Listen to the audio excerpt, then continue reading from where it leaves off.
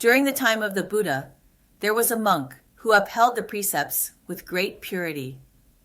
He was careful in his daily conduct. He did not kill, steal, lie, or engage in sexual misconduct. His mind was sincere and his practice steadfast. One day, a hunter wanted to test him, so he deliberately set a trap and said, "You must choose one of three things to do: drink wine, take a life, or commit sexual misconduct. You have to do one, or I will kill you." The monk thought to himself, "Killing is a grave sin, and sexual misconduct is absolutely forbidden. Perhaps drinking a little wine is the lightest offense." So he chose to drink. But the moment the wine touched his lips, his mind became clouded and confused. His mindfulness and judgment disappeared. Drunk and deluded, he saw a woman, lust arose in his mind, and he committed sexual misconduct, breaking his monastic vow. When the woman's husband returned home, the monk panicked, afraid of being exposed, and in confusion struck and killed him. When he sobered up, he realized in horror that he had not only broken the precept against drinking, but also those against sexual misconduct and killing. He wept bitterly, filled with remorse, and later went before the Buddha to confess his wrongdoing.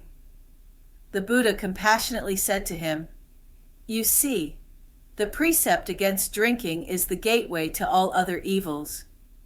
When the mind becomes clouded, all wholesome qualities are lost." In the Buddha's teachings and monastic discipline, the final precept, abstaining from intoxicants, is not merely about alcohol. It is a reminder that anything which clouds the mind, destroys clarity, or dulls awareness must be avoided. Substances such as drugs, hallucinogens, or narcotics make the mind confused, weaken self-control, and lead to unwholesome actions and suffering. The Buddha taught that these things distance the mind from wisdom and concentration, so both monastics and lay practitioners must firmly stay away from them. However, when speaking about wine, Buddhism often mentions the principle of the middle way.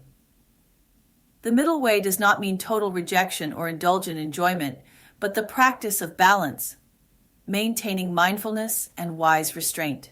In ancient China, wine was sometimes regarded as a form of medicine. If taken with mindful restraint and without losing clarity, it might be acceptable. But if one drinks excessively and loses awareness, then one has already strayed from the middle way, and it becomes a great obstacle to spiritual cultivation. Once the mind is intoxicated, it easily gives rise to greed, false speech, and careless behavior, bringing harm both to oneself and to others. The Buddha taught us to constantly reflect. Will this thought make my mind unclear? Will this sip cause me to lose my reason? If we can maintain this awareness and clarity in every moment, that itself is true practice. To protect a clear and mindful mind is to uphold the precepts. The true purpose of abstaining from alcohol is not suppression, but protection, protecting the mind from delusion.